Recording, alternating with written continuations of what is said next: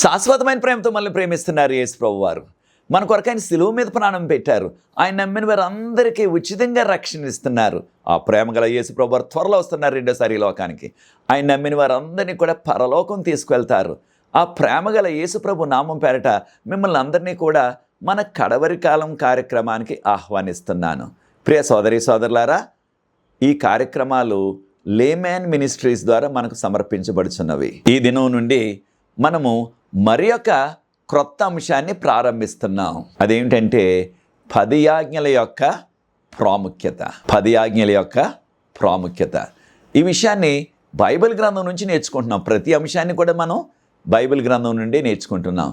10 ఆజ్ఞల యొక్క ప్రాముఖ్యత. ఇది ఫస్ట్ ఎపిసోడు. అనేకమైన విషయాలు ఉన్నాయి కనుక రాబో అనేక ఎపిసోడ్లు మనం నేర్చుకోబోతున్నాం. ఇది మొదటి ఎపిసోడు. ప్రార్థన. పరిశుద్ధ ప్రేమ గల మా తండ్రి, మీకు స్తుతులు స్తోత్రాలు వందనాలు చెల్లిస్తున్న మమ్మల్ని, మా కుటుంబాన్ని, మా సంఘాన్ని మీరు ప్రేమించి మరొక నూతన అంశాన్ని బైబిల్ గ్రంథం నుండి ధ్యానించడానికి మాకు ఇస్తున్న కృపను బట్టి వందనాలు చెల్లిస్తున్నాం. 10 ఆజ్ఞల యొక్క ప్రాముఖ్యత మేము గుర్తించడానికి మీ వాక్యం నుంచి మీరే మాకు బోధించమని, వాటిని మేము అనుసరిస్తూ మీకు యోగ్యమైన కుమారులుగా కుమార్తెలుగా జీవిస్తూ మీ రెండవ రాకడ మేము ఊహించిన దానికంటే త్వరగా వస్తుంది ప్రభువా. మీ రాకడలో ఎత్తబడే జనాంగంలో ఉండటానికి మమ్మల్ని అందరినీ కూడా ఆధ్యాత్మికంగా సిద్ధపరచమని, ఈ వర్తమానాన్ని ఎవరైతే వీక్షిస్తున్నారో వారిని, వారి కుటుంబాన్ని ప్రత్యేకంగా దీవించండి. ఈ పరిచర్య ముందు కొనసాగటానికి ఎవరైతే సహకరిస్తున్నారో ప్రతి వారిని కూడా మెండుగా దీవించవలసిందని, ఈ లోతైన మర్మాలు తెలుసుకోవటానికి పరలోకపు జ్ఞానాన్ని మాకు ప్రసాదించండి. పరిశుద్ధాత్మతో మమ్మల్ని నింపండి. మీరే మహిమ ఘనత పొందమని యేసు ప్రభు వారి పరిశుద్ధమైన నామమును బట్టి ప్రార్థిస్తున్నాను తండ్రి. ఆమేన్. ప్రియ సోదరి సోదరులారా, బైబిల్ గ్రంథంలో అనేకమైన విషయాలు ఉన్నాయి 10 ఆజ్ఞలను గురించి.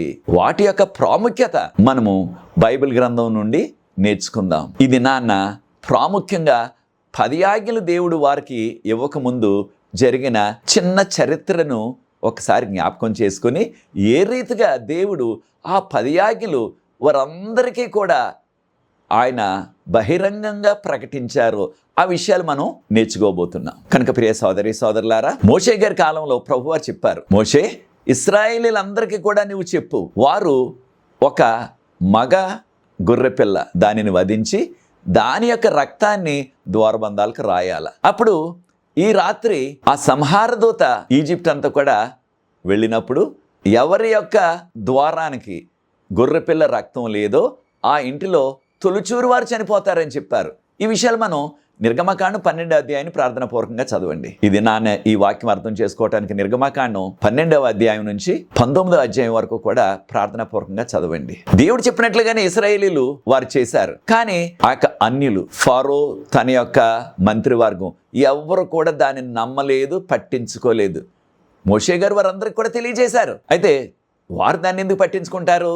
అప్పుడు రాత్రి వేళ దేవుని యొక్క దూత, సంహార దూత అంటున్నాం. అయితే ఆ దూత ఎప్పుడైతే ఆ రాత్రి వేళ ఈజిప్ట్ అంతా కూడా సంచరించారో ఘోరమైన విషయం జరిగింది. దేవుడు చెప్పినట్లుగానే తొలిచూరు వారు చనిపోయారు. ఈ విషయాలు మనం నిర్గమకాండం 12వ అధ్యాయంలో గమనిస్తున్నాం. అయితే ప్రియ సోదరి సోదరులారా, ఫరో అనగా ఈజిప్ట్ అంతటికీ కూడా రాజుని ఫరో అన్నారు ఆ రోజుల్లో.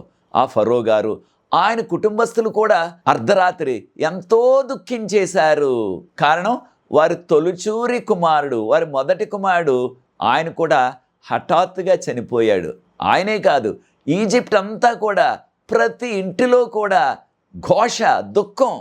కారణం, వారి తొలిచూరుగా పుట్టిన ఆ యొక్క బిడ్డ, అబ్బాయి అయినా అమ్మాయి అయినా. ఒకవేళ కొన్ని కుటుంబాల్లో వారికి సంతానం లేదనుకోండి, వారి కుటుంబాల్లో వారికి ఉన్న ఆ గొర్రెలు, మేకలు, ఆవులు, ఏ పశువులు ఉంటే ఆ పశువులు అవన్నీ కూడా చనిపోయాయి. మొదటిగా పుట్టింది కనుక చాలా విషాదం. ఇక ఆ ఈజిప్ట్ అంతా కూడా వారు ఎంతో విలపించి దుఃఖించారు ఆ రాత్రి వేళ.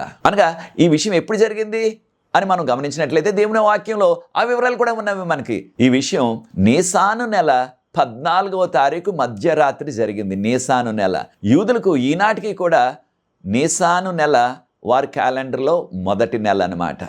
నీసాను ఎప్పుడు వస్తుందంటే ఇది మార్చి మధ్యలో ప్రారంభమయ్యి, మన క్యాలెండర్ ప్రకారంగా మార్చి మధ్యలో ప్రారంభమయ్యి ఏప్రిల్ మధ్య వరకు కనుక 30 రోజులు అనమాట. కనుక ఎంత ఘోరం జరిగిపోయింది ఫరోకు, తన కుటుంబానికి, మంత్రులకు, ఈజిప్ట్ వాసులందరికీ కూడా. ఇది ఏదో రహస్యంగా జరిగినది కాదు సుమా. అప్పటికే ఫరో రాజుగారు, తక్కిన యొక్క ఆ మంత్రులు, ఆ దేశంలోని అధికారులు, సామాన్యులు అందరూ కూడా వారు కళ్ళారా చూచారు. దీనిని 9 అద్భుతాలు, 9 అప్పటికే తెగుళ్ళు ఈ ఈజిప్ట్ను చుట్టుముట్టేసాయి, ఒకదాని తర్వాత ఒకటి. మొదటిది నైలు నది అంతా కూడా నీరు రక్తంగా మారిపోయింది. దానితో మొదలుపెట్టి 9 చూశారు ఏకంగా. ఆ 9 తెగుళ్ళు కూడా ఒక్కొక్క దేవుడు జరిపించిన అద్భుతాలు. వాటిని చూచైనప్పటికీ వారు కఠిన మనసు మారాల, అది మారలేదు. అయితే చూడండి, ఆక 7వ తెగులు వచ్చినప్పుడు, 7వ తెగులు ఏం జరిగింది? మోషే గారు ఏది కూడా రహస్యంగా ఉంచలేదు. ప్రతి తెగులు కూడా ముందుగానే ఇలాంటి తెగులు రాబోతుందని ఫరో రాజు గారికి, మంత్రులకు, అధిపతులకి అందరూ కూడా తెలియజేసేవారు. ఆయన చెప్పిన తర్వాత అప్పుడు ఈ తెగులను రప్పించడానికి దేవుని ప్రార్థించేవారు. కనుక 7వ తెగుల్లో ఆకాశం నుంచి పెద్ద పెద్ద వడగళ్ళు, దీన్నే మనం ఇంగ్లీష్లో హెయిల్ స్టార్మ్ అంటున్నాం. దాంతోపాటు అక్కడ పెద్ద పెద్ద ఉరుములు, మెరుపులు, దానితో పాటు పిడుగులు అంటున్నాం కదా, పిడుగులు కూడా పడిపోయాయి. ఇలా జరుగుతుందని ముందే చెప్పారు. ఈ విషయాన్ని మనం నిర్గమకాండం 9వ అధ్యాయంలో చదువుతున్నాం. అయితే ముందుగానే మోషే గారు హెచ్చరించినప్పటికీ ఫరో దాన్ని పట్టించుకోలేదు, లెక్క చేయలేదు. ఇది ఎలా జరుగుతుంది అన్నట్టుగా ముందుగానే మోషే గారు ఫరో గారికి హెచ్చరిక చేశారు. నీకున్న పశువులన్నిటిని కూడా అవి ఎక్కడైనా సరే పొలాల్లో ఉంటే ఈ పిడుగులు పడిపోయి పెద్ద పెద్ద వడగళ్ళు పడిపోయి, వడగళ్ళు అంటే పెద్ద పెద్ద ఐసరాళ్ళు అనమాట, ఆకాశం నుంచి అవన్నీ కూడా, జంతువులన్నీ కూడా నాశనం అయిపోతాయి. అయితే ఫరో తన యొక్క అధిపతులు పట్టించుకోలేదు. అయితే ఎప్పుడైతే ఈ యొక్క భయంకరమైన వడగళ్ళు, పిడుగులు పడుతున్నాయో అప్పుడు చూడండి ఫరో గారు ఏమన్నారు? మోషే, నేను నా ప్రజలు పాపం చేశాం, మీ దేవుడు పరిశుద్ధుడు, నీతిమంతుడు, మేం పాపం చేశాం, కనుక ఈసారికి ఈ యొక్క తెగులు తొలగించు, నేను మీ ప్రజలను పంపేస్తానన్నాడు. అయితే అది ఎప్పుడైతే మోషే గారు ప్రార్థించి ఆ తెగులు తగ్గిపోయిందో అప్పుడు మరలా మనసు కఠినమైపోయింది. అలాగే 8వ తెగులు, దాన్ని కూడా ముందుగానే చెప్పారు మోషే గారు, హెచ్చరిక చేశారు. ఈ యొక్క ఈజిప్ట్ అంత మీద కూడా ఆ యొక్క మిడతల దండు వస్తుంది, ఇంగ్లీష్లో మనం లోకస్ అంటున్నాం. ఇక ఉన్న పచ్చనిదంతా తినేస్తుంది. ఆ 7వ తెగుల్లో ఆ వడగళ్ళు పడినప్పుడు, పెద్ద పెద్ద ఉరుములు, ఆ పిడుగులు పడినప్పుడు వారి పంటలన్నీ కూడా నాశనం అయిపోయాయి. వడగలు పడితే మొత్తం పంటలన్నీ కూడా నాశనం అయిపోతాయి. ఇక మిగిలింది ఏదన్నా ఉన్నట్లయితే వాటిని అన్నింటిని కూడా ఈ 8వ తెగుల్లో రాబోవు మిడతలు తినేస్తాయి అని చెప్పారు. ఈ విషయాలు మనం నిర్గమకాండం 10వ అధ్యాయంలో 16వ వచనంలో చదువుతున్నాం. అయితే చూడండి ఫరో రాజు గారు ఏమన్నారు? ఎప్పుడైతే 8వ తెగులు వచ్చిందో ఇప్పుడు కూడా మళ్ళీ అంటున్నాడు. నిర్గమకాండం 10వ అధ్యాయం 16వ వచనంలో మోషే గారు, నేను నా ప్రజలు పాపం చేశాం, దయచేసి ఈ యొక్క తెగులను తొలగించండి మీ దేవునితో మాట్లాడి అన్నాడు. అంటే 2 సార్లు చెప్పాడు. ఏమని? నేను పాపం చేశాను. నేను 7వ తెగుల్లో 8వ తెగుల్లో కూడా చెప్పాడు ఆయన. 9 తెగులు కళ్ళారా చూశాడు. అయినప్పటికీ ఈ యొక్క 10వ తెగులు వస్తుందంటే అప్పుడైనా జాగ్రత్త పడలేదు. ముందుగానే చెప్పారు కదా మోషే గారు, ఫరో రాజా, నీకు మీ ప్రజలకి ఈజిప్ట్ వరకు ఉన్న పశువులన్నీ కూడా తొలిచూరుగా పుట్టింది, ఏదైనా సరే అదొక గొర్రెైనా గుర్రమైనా చనిపోతుంది. అప్పుడైనా సరే కనీసం మారు మనసు పొంది దేవుని తట్టు తిరిగినట్లయితే ఫరో తన యొక్క మంత్రులు కూడా దేవుడు వారికి మేలు చేసేవారు. కానీ ఇంత విపులంగా హెచ్చరిక చెప్పినప్పటికీ వారు పట్టించుకోలేదు, నిర్లక్ష్యం చేశారు. ప్రియ సోదరి సోదరులారా, మనం కూడా ఈ ఆధ్యాత్మిక పాఠాన్ని నేర్చుకోవాలి. ఎంతో విపులంగా దేవుడు ఆయన 2వ రాకడ వస్తుంది అనే విషయాన్ని బైబిల్ గ్రంథం బోధిస్తుంది, అనేక మంది బోధకులు బోధిస్తున్నారు. దాన్ని విని మనం ఆ విషయాలు చదివి కూడా మనం కూడా ఫరోలాగే పట్టించుకోకుండా, మారు మనసు పొందకుండా, దేవుని తట్టు తిరగకుండా మన ఇష్టానుసారంగా జీవిస్తున్నామా? ఈ విషయాన్ని మనం గుర్తించాలా. అయితే ప్రియ సోదరి సోదరులారా, దానిలో ఈ యొక్క 10వ తెగుల్లో తొలిచూరుగా పుట్టిన వారందరూ కూడా, రాజు అయిన ఫరో మొదలు తక్కిన వారందరూ కూడా, సామాన్యుల వరకు కూడా తొలిచూరు వారు చనిపోతారని చెప్పబడ్డది. అయితే ఆ రాత్రి వేళ నీసాను నెల 14వ తారీఖు అర్ధరాత్రి ఎప్పుడైతే ఆ సంహార దూత, దేవుని దూత ఈజిప్ట్ అంతా కూడా పర్యటించారో అక్కడున్న ప్రతి తొలిచూరుగా పుట్టి బాలుడు కానీ బాలిక కానీ వారి పశువులు తొలిచూరుగా పుట్టినవన్నీ కూడా చనిపోయాయి. ఎప్పుడైతే చనిపోయాయో ఫరో గారి యొక్క కుటుంబంలో ఎంతో రోదన, ఆ యొక్క ఈజిప్ట్ అంతా కూడా ఇక గొప్ప విషాదం, గొప్ప రోదన. ఆ అర్ధరాత్రి ప్రతి ఇంట్లో కూడా ఒక శవం, ప్రతి ఇంట్లో కూడా చనిపోయిన ఒక పశువో లేక ఒక కుమారుడు కానీ కుమార్తె కానీ అందరూ కూడా ఇక వెలుగెత్తి ఏడ్చారు. అప్పుడు ఫరో గారు వీళ్ళు పిలిచి మోషే గారిని వెంటనే వెళ్ళిపోండి, ఇక్కడ ఉండొద్దు మీరు అని అర్ధరాత్రి కాడు సెలవిచ్చాడు ఆయన. ముందుగానే దేవునితో తిరిగి ఉన్నట్లయితే, మారుమనసు పొందినట్లయితే ఇంత విపత్తు ఆయనకు ఆ ఈజిప్ట్ అందరికీ కూడా రాకుండా ఉండేది. ఆ ఉదయాన్నే మోషే గారు నీసాను నెల 15వ తారీఖు 14వ తారీఖు అర్ధరాత్రి వరకు సెలవు వచ్చింది, అనుమతి వచ్చింది. అప్పుడు 14వ తారీఖు అర్ధరాత్రి వరకు అనుమతి వచ్చింది వెళ్ళిపోవచ్చని. 15వ తారీఖు ఉదయాన్నే లేచి వారి యొక్క ప్రయాణాన్ని ప్రారంభించారు. ఎక్కడికి వెళ్ళటానికి? దేవుడు వాగ్దానం చేసిన వాగ్దాన భూమి అయిన పాలు తేనెలు ప్రవహించే కానాన్ దేశానికి వెళ్ళిపోవటానికి. అప్పుడు ఇశ్రాయేలీలు మోషే గారి నాయకత్వంలో ప్రభు చెప్పారు ఈ మార్గం గుండా వెళ్ళమని. వారు ఆ యొక్క అరణ్య మార్గంలో వెళుతూ ఎర్ర సముద్రానికి చేరారు. ఎర్ర సముద్రానికి చేరేటప్పటికి అప్పటికి ఫరో రాజు గారికి తన యొక్క అధిపతులు సలహాదారులు సలహా చెప్పారు. ఏమని? రాజా, వీరందరినీ పంపించేశారు మీరు, వీళ్ళు వెళ్ళిపోతే మన పొలాలు ఎవరు పండిస్తారు, మన యొక్క పశువులను ఎవరు కాస్తారు, మనకి ఇటుకలు ఎవరు చేస్తారు, ప్రతిరోజు కూడా మన యొక్క గృహాల్లో ఆ యొక్క ఇశ్రాయేలీ స్త్రీలు మనకు కావాల్సిన పనులన్నీ కూడా చేసేవారు. ఇల్లు శుభ్రం చేయటం, వంట సామాన్లు శుభ్రం చేయటం, ఆ వంటలు వండటం అవన్నీ కూడా చేసేవారు. అవన్నీ ఎవరు చేస్తారు మనకి? వాళ్ళు వెళ్ళిపోయారు, వాళ్ళు ఎందుకు విడిచిపెట్టేశారు మీరు? రండి మనం వెళ్ళి పట్టుకు తీసుకొద్దాం వాళ్ళని, రండి మనం అందరం వెళ్ళి పట్టుకు తీసుకొద్దాం అన్నట్టుగా ఆయన ప్రోత్సహించారు. ప్రోత్సహిస్తే అంతవరకు కూడా వీళ్ళందరి కుటుంబాల్లో కూడా విషాదం. వారు తొలిచూరుగా పుట్టిన బిడ్డ చనిపోయి అంత దుఃఖంలో ఉన్నారు. అయినప్పటికీ నీ చూడండి ఇంకా వారు మారు మనసు పొందకుండా వెళ్దాం పట్టుకొని తీసుకొద్దాం. అప్పుడు వారికి ఉన్న సమాచార ప్రకారంగా గూఢచారులు ఉంటారు కదా, వారు ఎర్ర సముద్రం దగ్గర ఉన్నారు. ముందైతే ఎర్ర సముద్రం, ప్రక్కనేమో పెద్ద పెద్ద పర్వతాలు ఉన్నాయి, అదంతా అరణ్య ప్రాంతం, వారికి తప్పించుకునే మార్గం లేదు. ఈ విషయాలు మనం నిర్గమకాండ 14 అధ్యాయం 1-9 వచనాల్లో చదువుతున్నాం. కనుక వెంటనే మనం వెళ్ళిపోయినట్లయితే వారిని పట్టి మళ్ళీ వెనక్కి తీసుకొచ్చేయచ్చు అనుకున్నారు. ఆ విధంగానే ఎప్పుడైతే ఈ సలహా వచ్చిందో ఆ యొక్క ఫరో రాజు గారు చూడండి తన యొక్క రథాన్ని ఎక్కి, దాంతోపాటు 600 ప్రత్యేకమైన రథాలు, దాంతోపాటు అనేకమైన రథాలు, గుర్రాలు, వాటి యొక్క సైనికులు అవన్నీ కూడా బయలుదేరి వీళ్ళు పట్టుకోవడానికి వచ్చేసారు. వీళ్ళని ఏదో రీతిగా మరలా బంధించి వెనక్కి తీసుకుపోవాలి. కారణం వారికి సేవలు చేయటానికి ఆ సేవకులు లేరు. ఇంగ్లీష్లో సర్వెంట్స్ అంటున్నాం కదా, అలా తీసుకెళ్ళిపోదాం, మనకి ఎంత కీడు కలిగినప్పటికీ పర్లేదు అనుకుంటున్నారు. కొంతమంది ఏమో ఇప్పటికే మనం ఎంతో నష్టపోయాం, మన యొక్క దేశం అంతా కూడా ఇక నాశనం అయిపోయింది, మనకున్న ఆ యొక్క పొలాలన్నీ కూడా, మన యొక్క పంటలన్నీ కూడా నాశనం అయిపోయాయి, మన తొలిచూరుగా పుట్టిన వారు కూడా చనిపోయారు, వాళ్ళని తీసుకొస్తే మన ప్రాణాలే పోతాయేమో, తీసుకురావద్దు అంటే ఫరో గారేమో ఆయన యొక్క సలహాదారుల ద్వారా వారిని తీసుకురావడానికి ముందుకు వెళ్ళిపోయాడు. ఈ ఆధ్యాత్మిక సత్యాన్ని కూడా మనం నేర్చుకోవాలి. చాలాసార్లు మనల్ని కొంతమంది ప్రోత్సహించడం వలన మనం దేవునికి వ్యతిరేకమైన కార్యాలు, దేవునికి ఇష్టం లేని కార్యాల్లో కూడా మనం పాల్గొంటున్నాం. నీవు కూడా అలాగే చేస్తున్నావా ప్రియ సోదరి సోదరుడా? ఆ విధంగా చేసి ఫరో ప్రాణాన్నే పోగొట్టేసుకున్నాడు. అప్పుడు ఇశ్రాయేలీలందరూ కూడా ఇక తప్పించుకునే మార్గం లేదు. కారణం వెనకాలేమో ఫరో రాజు గారు, ఈజిప్ట్ సైన్యం అంత బలమైన సైన్యం రథాల మీద గుర్రాల మీద వచ్చేస్తున్నారు. వారికి ఇక కనుచూపు మేరలో కనిపిస్తున్నారు. ముందేమో ఎర్ర సముద్రం, ప్రక్కనేమో పెద్ద పెద్ద పర్వతాలు, మరణాన్ని నుంచి తప్పించుకునే అవకాశమే లేదు. అప్పుడు ఎంతో వారు దుఃఖిస్తున్నారు.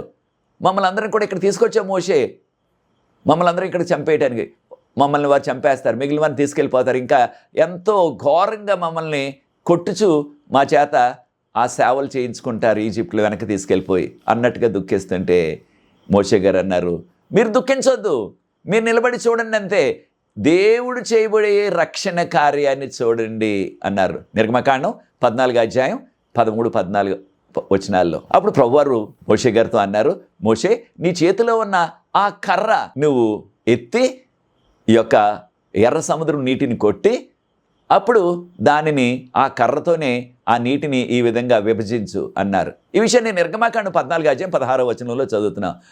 దేవుడు చెప్పినట్లుగానే మోషే గారు ఆ పని చేశారు.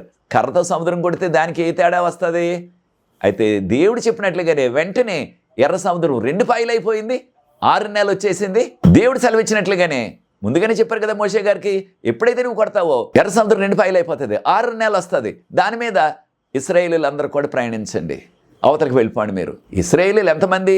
మనకు బైబిల్ పండితులు చెప్పేది కనీసం 20 లక్షలకు పైగానే ఉన్నారు ప్రజలందరూ కూడా.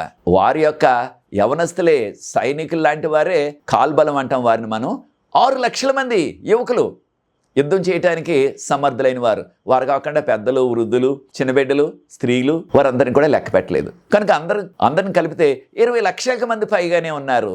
ఎప్పుడైతే ఎర్ర సముద్రం 2 పాయలైపోయి 6 నెలలు వచ్చేసిందో వెంటనే ఇశ్రాయేలీయులందరూ కూడా ఇక ఒడివడిగా స్పీడ్గా ఆ యొక్క ఆరిన నేల మీద సముద్రం మధ్యన ఆ ప్రక్కని ఈ ప్రక్కని ఆ ఎర్ర సముద్రం నీరు పెద్ద గోడలాగా ఉంది ఏకంగా. అయినప్పటికీ ముందుకు వెళ్ళిపోయారు. కారణం ఏంటి?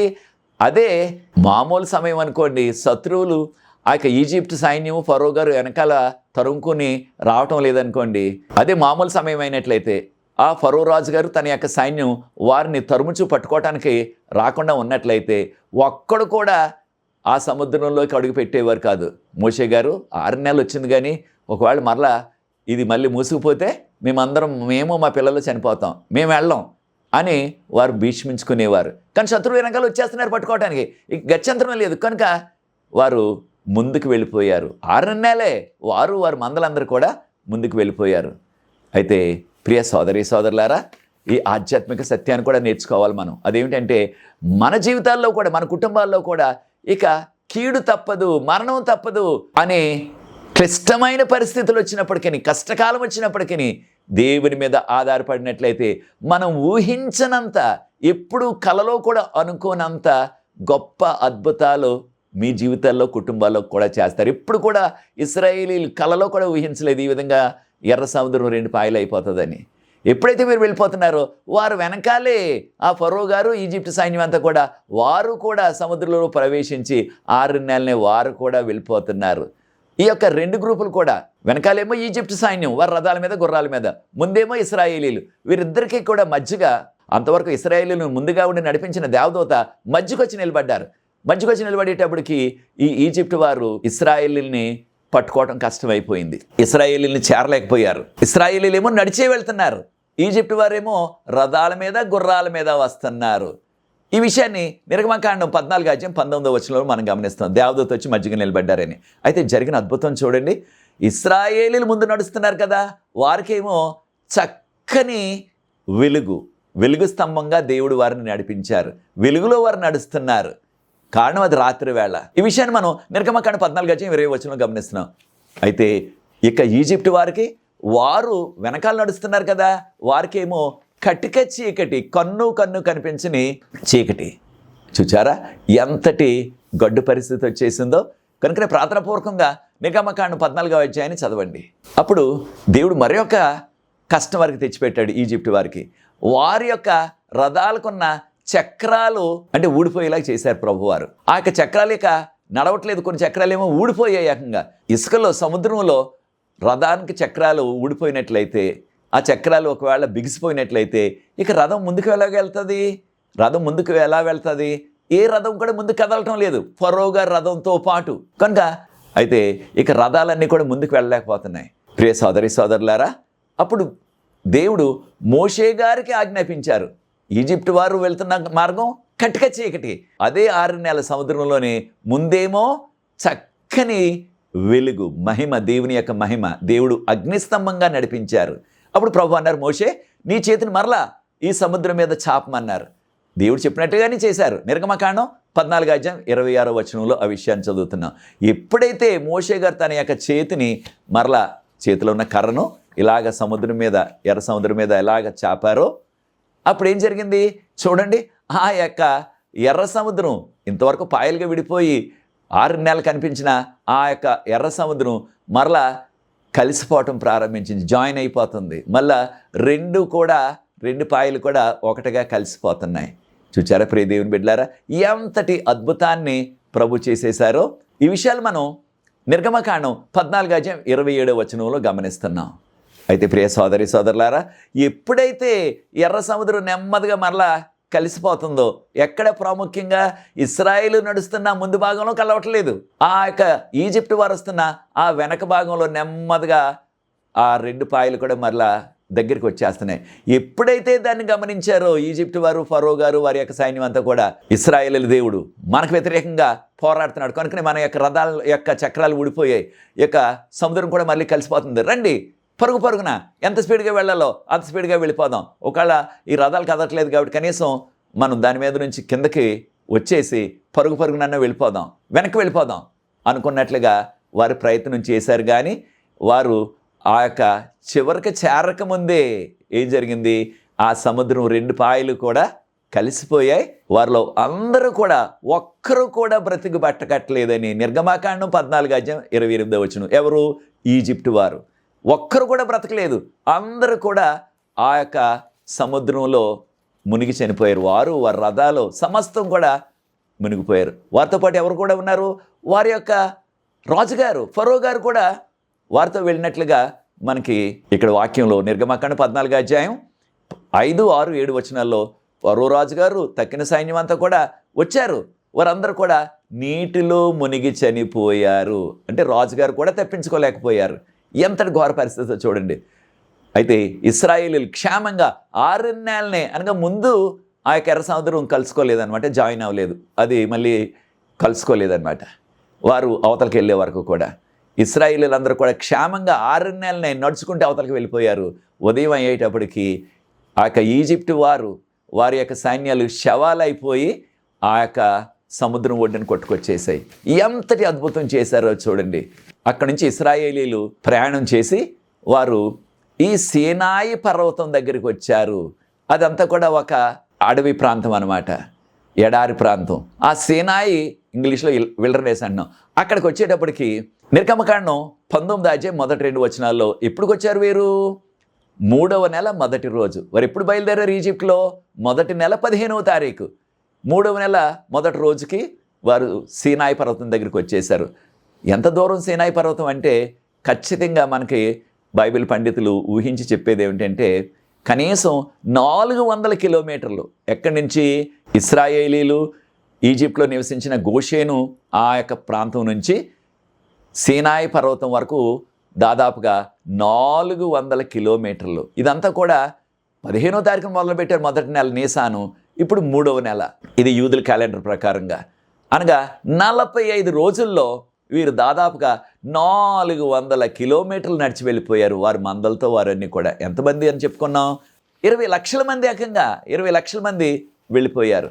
అక్కడికి వెళ్ళిన తర్వాత అప్పుడు దేవుడు మరలా మోషే గారు ప్రత్యక్షమయ్యి, మోషే ఈ విధంగా చెప్పు ప్రజలందరికీ కూడా, నేను గ్రద్ద ఏ రీతిగా తన యొక్క పిల్లలను రెక్కల మీద మోసుకుంటూ వెళ్తుందో గ్రద్ద పిల్లల్ని, అలాగే నేను మిమ్మల్ని అందరినీ కూడా ఈజిప్ట్ నుంచి, ఈ బలమైన ఈజిప్టు యొక్క సైన్యం, ఈ బలమైన ఈజిప్టు యొక్క రాజు యొక్క హస్తాల నుంచి మిమ్మల్ని గ్రద్ద తన పిల్లల్ని రెక్కల మీద మోసుకొచ్చినట్లుగా మోసుకొచ్చాను.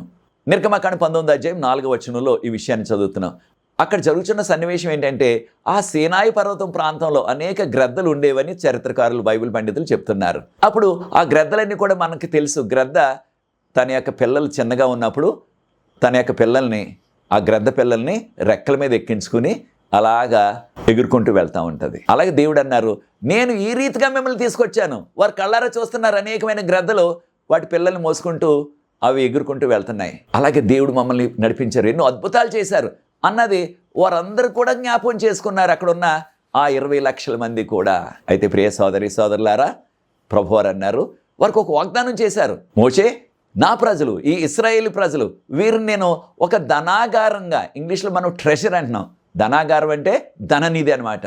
అనగా బంగారపు నాణ్యాలు, వజ్రాలు, వైడూర్యాలు, రత్నాలు, రకరకాల ఈ యొక్క ప్రెషియస్ స్టోన్స్ అంటున్నాం ఇంగ్లీష్లో, అవన్నీ ఉండేదాన్ని మనం ధనాగారం అంటున్నాం. ఈ విషయాన్ని నిర్గమకాండం 19:5 మిమ్మల్ని ఈ భూలోకం అంతట్లో కూడా ఒక ప్రత్యేకమైన జనంగా, ఒక ధనాగారంగా నేను వాడుకుంటాను మిమ్మల్ని. ధనాగారం అంటే చాలా ప్రత్యేకమైనది, దాన్ని ఇంగ్లీష్లో ట్రెషర్ అంటున్నాం. అయితే ఏ విధంగా వాడుకుంటానన్నారు ప్రభు? అనగా మిమ్మల్ని అందరినీ కూడా యాజకులుగా వాడుకుంటాను, ఈ యొక్క లోకమంతటికి కూడా యాజకులుగా వాడుకుంటానన్నారు. ఇంగ్లీష్లో ప్రీస్ట్ అంటున్నాం. ఆ రోజుల్లో యాజకులు అంటే చాలా ప్రాముఖ్యం సమాజంలో. రాజుగారు కూడా యాజకుల దగ్గరికి రావాలి, ఆయన పాపం చేసినప్పుడు బలి అర్పణ పట్టుకుని. కనుక ప్రతి వారికి కూడా రోజు అవసరం ఉండేది యాజకుడు. రాజుగారి దగ్గరికి సామాన్యులు వారి జీవితంలో ఒక్కసారి కూడా వెళ్ళని సన్నివేశాలు అనేకమైనవి ఉండేవి. రాజుగారి దగ్గర మనకు పని ఏంటి సామాన్యులకి?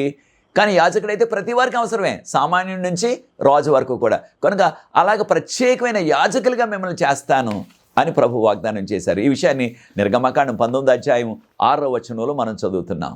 అయితే ప్రియ సోదరి సోదరులారా, ఇశ్రాయేలీలందరూ కూడా దేవుడు చెప్పిన మాటలు మోషే గారికి చెప్పారు. వారు అన్నారు, మోషే గారు, యెహోవా దేవుడు మన దేవుడు ఏమైతే మీకు చెప్పారో అవన్నీ కూడా మేము పాటిస్తాం, అవన్నిటిని కూడా మేము నెరవేరుస్తాం, వాటన్నిటిని కూడా మేము నెరవేరుస్తాం అన్నారు. నిర్గమకాండం 19వ అధ్యాయం 8వ వచనంలో. అయితే ప్రియ సోదరి సోదరులారా, ప్రభు చెప్పారు, మోషే 2 రోజులు, వారు మొదటి రోజున వచ్చారు 3వ నెల, 3వ నెలని ఆ యొక్క హిబ్రూ భాషలో సివాన్ అంటున్నారు. ఇది మే మధ్యకాలం నుంచి జూన్ మధ్యకాలం వరకు మన క్యాలెండర్ ప్రకారంగా వచ్చేది సివాన్ అనే 3వ నెల, యూదుల నెల ఈనాటికి కూడా. అయితే అది మొదటి రోజున వచ్చారు అక్కడికి సీనాయి పర్వతం దగ్గరికి. 2వ రోజు 3వ రోజు ప్రభు అన్నారు, మోషే వీరందరూ కూడా తమ్ము తాము శుద్ధీకరించుకోవాలా, వారు వస్త్రాలు ఉతుక్కోవాలా, వారు తమ్ము తాము పరిశుద్ధపరచుకోవాలా, అంటే పాపాలు ఒప్పుకోవాలా. అప్పుడు 3వ దినాన్న ఉదయాన్నే నేను వారికి ప్రత్యక్షం అవుతాను, నేను వారితో మాట్లాడతాను. ఎలా మాట్లాడతాను? ఈ యొక్క సీనాయి పర్వతం మీద నుంచి, దట్టమైన ఆ యొక్క పొగలో నుంచి, దట్టమైన మేఘాల్లో నుంచి, ఉరుముల్లో నుంచి, మెరుపుల్లో నుంచి నేను వారితో మాట్లాడతాను. దానిని చూచిన వారు, మోషే నిన్ను నమ్ముతారు, నీవు నా నాయకుడు అని, నా మీద కూడా వారు విశ్వాసాన్ని పెంపొందించుకుంటారు. ఈ విషయాలు మనం నిర్గమకాండం 19వ అధ్యాయం 10 నుంచి 15 వరకున్న వాక్యంలో మనం చదువుతున్నాం. అయితే ప్రియ సోదరి సోదరులారా, నిర్గమకాండం 19వ అధ్యాయం 16వ వచనంలో ఆ యొక్క 3వ దినాన ఉదయాన్నే దేవుడు సీనాయి పర్వతం మీద ప్రత్యక్షమయ్యారు. దట్టమైన మేఘాలు, దట్టమైన పొగ ఒక కొలిమిలో నుంచి వస్తున్నట్లు, ఇక వారికి ఏమీ కనిపించట్లేదు. పెద్ద పెద్ద ఉరుములు, పెద్ద పెద్ద మెరుపులు వచ్చేస్తున్నాయి. దానిని చూచేకంగా వారు భయపడిపోయి ఇక జడిసిపోయారు. ఏకంగా వారందరూ కూడా భయపడిపోయారు. అయితే ప్రియ సోదరి సోదరులారా, మనం నిర్గమకాండం 20వ అధ్యాయం 18వ వచనం గమనించినట్లయితే ప్రజలందరూ కూడా ప్రభువారు అన్నారు, మోషే వీరందరూ కూడా పర్వతం దగ్గరికి తీసుకురా. పర్వతాన్ని ఎవరు ముట్టుకోకూడదు సుమా, సీనాయి పర్వతాన్ని. వారందరూ కూడా దగ్గరికి వచ్చి నిలబడ్డారు. ఎప్పుడైతే ఆ ఉరుములు మెరుపులు, సీనాయి పర్వతం అంతా కూడా ఇక ఊగిపోతుంది, ఏకంగా ఒక భూకంపం వచ్చినట్లుగా. దాన్ని చూసిన ప్రజలు భయపడిపోయి పెద్ద సౌండ్, ఈ రోజుల్లో డీజే సౌండ్లో కూడా ఉండనంత పెద్ద సౌండ్ అనమాట.